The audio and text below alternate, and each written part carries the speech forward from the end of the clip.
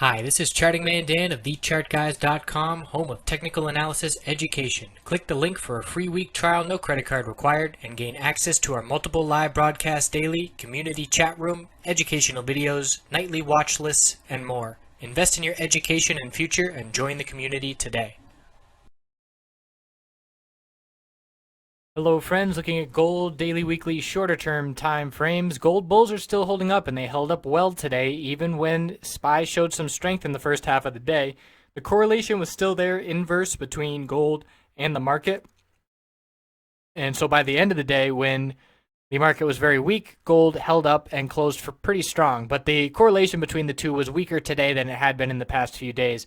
But we are still forming higher lows, incremental little higher high, but we haven't broken the high of the move yet, and we're going to have to break that level for continuation. But the bulls are holding up really well. The weekly chart, strong ramp up in bull volume. We've got the middle Bollinger Band resistance, and we can see now we're heading to previous price action. So we were pointing out how after the October 5th high broke, there was very little resistance from 1280 to essentially 1300 psychological and 1310. But now at 1310, we have this previous price history resistance that was previously support, and now that's going to act as resistance. So I'm a little cautious at that level. I want to see that level broken through because I do think that gold could reject from that point in combination with the S&P 500 seeing a very weak move and the RSI is oversold on the daily time frame. So a short-term bounce in the market would mean a short-term pullback in gold rejecting from these 1310 levels. So here on gold, US XAU USD, first I just want to focus on the 4-hour chart and just the red lines because I drew these in the last video, and then we zoom into the hourly and look how it reacted to these lines. These hits had not happened yet. It was just these two.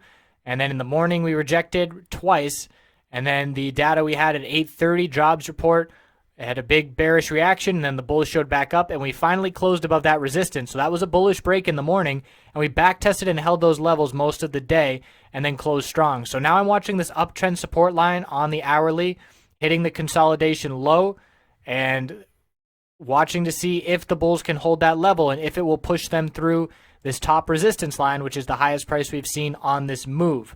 So the higher lows are very clear, top resistance is very clear, and we've got a tightening pattern forming, and we should see a clear break in one direction or the other by Monday and Tuesday at the latest.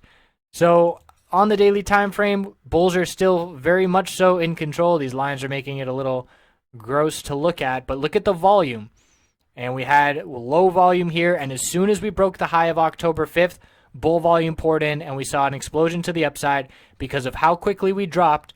There was not a ton of resistance in that level, and it was very easy to walk through. And we also pointed out, James and myself, Chart Guys James, if you've been watching his videos, historically, what we were doing when gold was down here, you can go back and look at the videos I did from October 10th through October 18th. And I kept zooming out all the way out and looking back what happens when the RSI gets down into the low 20s on gold.